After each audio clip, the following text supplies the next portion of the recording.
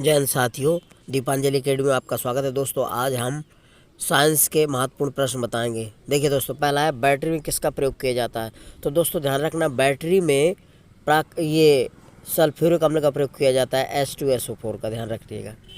Battery में किसका प्रयोग किया जाता है? सल्फ्यूरिक अम्ल का। तो तीसरा विकल्प सही हो जाएगा, सी। ठीक है दोस्तों, CNG क्या है?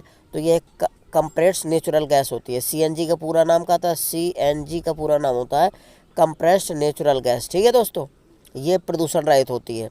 अगला है संक्षारण के उदाहरण हैं। तो दोस्तों सिल्वर पर काले रंग की परत बनना, ये भी सही है। तांबे पर हरे रंग की परत का बनना, ये भी सही है। लोहे पर भूरे रंग की परत बनना, ये भी सही। ऊपर तो सभी सही है, ध्यान रखना, संक्षारण। ठीक है दोस्तों, अगला है कौन प्राकृतिक गैस का मुख्य घटक है? तो प्राकृतिक गैस का मुख्य घटक मीथेन, ध्यान रखना।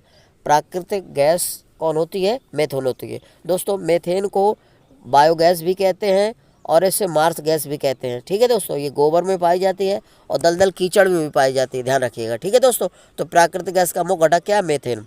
अगला है निम्नलिखित में से कौन जीवाश्म ईंधन है? तो जीवाश्म ईंधन कौन सी है? प्राकृतिक गैस, ध्यान रखना दोस्तों, जीवाश्म ईंधन है। ठीक है, प्राकृतिक गैस क्या होती है? जीवाश्म ईंधन। अगला क्या है? बायोगैस संयंत्र से निष्कासित निम्न में से कौन सी गैस ईंधन गैस के रूप में उपयोग में लाई जाती है? तो बायोगैस जो गोबर वो मीथेन होती है, ध्यान रखने दोस्तों। बायोगैस संयंत्र से निष्कासित निम्नलिखित में से कौन सी गैस ईंधन गैस के रूप में उपयोग में लाई जाती है? तो मीथेन होता है। तीसरा विकल्प सही हो जाएगा। ठीक है दोस्तों,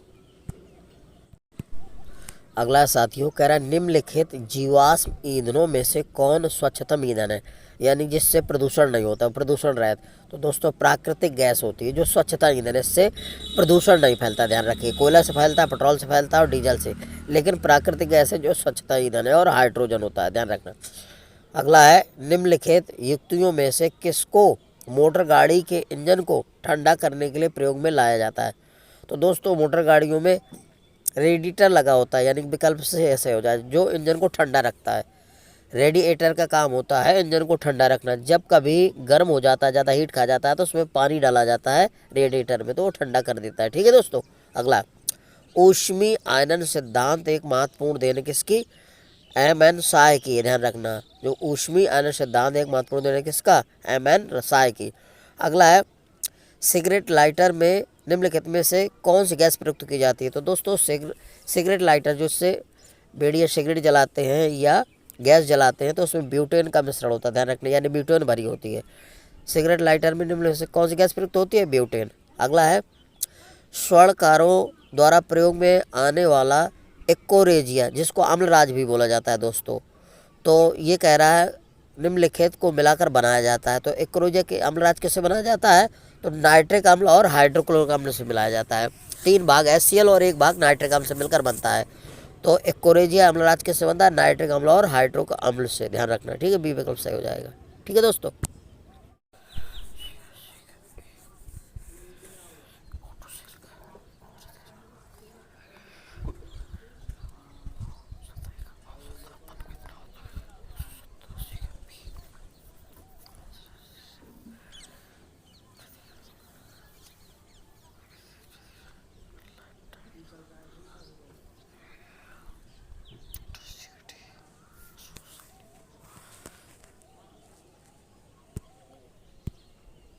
अगला है साथियों फायर अलार्म में निम्नलिखित में से किसका प्रयोग किया जाता है?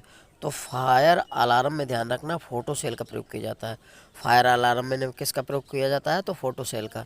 हरित गृह प्रभाव ग्रीन हाउस इफेक्ट के अभाव में भू सतह का औसत तापमान कितना होता है? -18 डिग्री सेंटीग्रेड होता है, ध्यान रखना। हरित गृह प्रभाव के अभाव में भू सतह का औसत तापमान -18 सेल्सियस होता है। पृथ्वी विज्ञान मंत्रालय भारत सरकार द्वारा जुलाई 2020 में निम्नलिखित में से किसे पृथ्वी प्राणी विज्ञान में लाइफ टाइम उत्कृष्ट पुरस्कार प्रदान किया गया? तो अशोक सायनी को प्रदान किया गया। किसको? अशोक सायनी को। ठीक है दोस्तों, ध्यान रखिएगा। अगला है साथियों सहसंयोजक यौगिकों के बारे में कौन सा सही नहीं है, इसमें कौन सा कथन सही नहीं? तो दोस्तों अब यौगिक समानता द्रव और गैस होते हैं, बिल्कुल सही है। क्वथनांक और गलनांक अल्प होते हैं, ठीक है, ये भी सही है। अपक्रिया मंद होती है सहसंयोजक, ये भी सही है। लेकिन अपक्रिया तेज होती है, ये गलत है दोस्तों, यानी कि डी विकल्प गलत हो जाएगा। ठीक है, ये सही नहीं है। अगला है कार को बैटरी में प्रयुक्त अपघटन होता है। तो कार की जो बैटरी होती है उसमें अपघटन सल्फ्यूरिक अम्ल से होता है, H2SO4 से, ध्यान रखना। किससे होता है? सल्फ्यूरिक अम्ल। कार की बैटरी में प्रयुक्त अपघटन होता है किसके द्वारा? अपघट होता है किसके द्वारा? सल्फ्यूरिक अम्ल के द्वारा, ध्यान रखिएगा। इन सभी में से कौन सा रासायनिक परिवर्तन है? तो दोस्तों, जल का बर्फ में बदलना, ये तो भौतिक परिवर्तन है। एल्कोहल का वाष्पीकरण, ये भी भौतिक परिवर्तन है। खाना पकाना, ये भी क्या है? खाना पकाना दोस्तों, ये है भौतिक परिवर्तन। लेकिन लोहे पर जंग लगना, ये रासायनिक परिवर्तन है, क्योंकि जब किसी लोहे पर जंग लग जाता है तो लोहे को पूरा नष्ट कर देता है जंग, धीरे धीरे, ठीक है, पूरा चुन लेता है उसको, तो फिर दोबारा वो नहीं बन सकता है। लेकिन भोजन का पकना जो है, भोजन भी पक जाता है तो ये भी दूसरा चीज़ बन जाता है। लेकिन इसमें डाउट है, ये दोनों विकल्प सही हो जाने चाहिए, लेकिन ये भी नहीं होना चाहिए। तो इसमें विकल्प सी, लोहे पर जंग लगना, तो बिल्कुल सही है। ठीक है, और खाना का पकना, अगर खाना भी पक जाता है तो ये, इसको ध्यान रखिएगा, भौतिक परिवर्तन माना गया है। अगला है फलों के रस के परीक्षण के लिए किस रसायन का उपयोग किया जाता है? तो देखो, फलों का रस है जो, उसको परीक्षण के लिए, यानी कि खराब ना हो, खराब होने से बच जाए, तो उसमें सोडियम बेंजोएट का प्रयोग किया जाता है। ध्यान रखना, जितने मुरब्बा, अचार वगैरह का ये रखा जाता है, और जो फलों का जूस रस होता है उसको सोडियम बेंजोएट मिलाकर रखा जाता है, जिससे वो खराब नहीं होता। ठीक है दोस्तों। अगला है पानी और चाक यानी कि खड़िया के मिश्रण को पृथक किया जा सकता है किसके द्वारा? तो ये आसवन विधि द्वारा पृथक किया जाता है। पानी और चाक के मिश्रण को पृथक किया जाता है किसके द्वारा? चाक के द्वारा। ठीक है दोस्तों।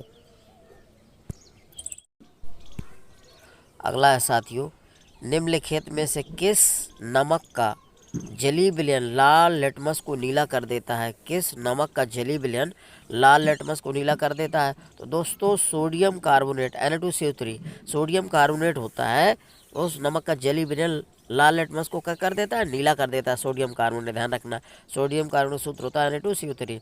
अब सोडा वाटर क्या है? तो सोडा वाटर, ध्यान रखिए, कोलाइडी है। सोडा वाटर क्या होता है? जो खाने वाला सोडा होता है, सोडियम बाइकार्बोनेट, तो सोडा वाटर कह रहा क्या होता है? कोलाइड होता है, ध्यान रखना। एक बायोगैस संयंत्र में से कौन सी गैस प्रयुक्त होती है? तो कौन सी प्रक्रिया, तो किंडोन प्रक्रिया होती है। जब एक बायोगैस संयंत्र होता है, उसमें बायोगैस बनती है, जो प्राकृतिक गैस मेथेन होती है, तो उसमें किंडोन प्रक्रिया होती है, यानी कि पहला विकल्प सही हो जाएगा। ध्यान रखना, किंडोन अपक्रिया होती है उसमें। यदि आप स्थिर वायु में धूल कणों को देखने के लिए एक सूक्ष्मदर्शी का प्रयोग करें तो आपको हर समय इधर उधर चलते हुए दिखाई देंगे। इस घटना को क्या कहते हैं? तो दोस्तों, जब धूल और धुएं के कण इधर उधर चलते हुए गति करते हैं तो वो ब्राउनिन गति होती है, टेढ़ी मेढ़ी गति होती है ब्राउनिन की। तो इसका क्या होता है? ब्राउन प्रभाव होता है। ध्यान रखना, ब्राउनिन गति को ही ब्राउन प्रभाव कहते हैं। तो दूसरा विकल्प सही हो जाएगा। अगला है कपड़े से स्याही और जंग के धब्बे छुटाने के लिए निम्न में से किसका प्रयोग किया जाता है? तो दोस्तों, कपड़े में जब स्याही और जंग लग जाता है तो उसके दाग धब्बे छूटते नहीं, तो उसके छुटाने के लिए किसका प्रयोग करते हैं? ऑक्जेलिक अम्ल का प्रयोग कर दिया है। ध्यान रखना, ऑक्जेलिक अम्ल का प्रयोग किया जाता है स्याही के दाग और धब्बे छुटाने के लिए, और जंग के जो धब्बे होते हैं। तो किसका पहला विकल्प सही हो जाएगा? किसका प्रयोग किया जाता है? ऑक्जेलिक अम्ल का। ठीक है दोस्तों। जैन साथियों, मेरे वीडियो को लाइक और सब्सक्राइब करिए दोस्तों। मेरा वीडियो यदि अच्छा लग रहा है तो सब्सक्राइब जरूर करिए, तो ऐसी अगली नोटिफिकेशन आप तक पहुंच जाएगी। ठीक है दोस्तों, सब्सक्राइब जरूर करिएगा।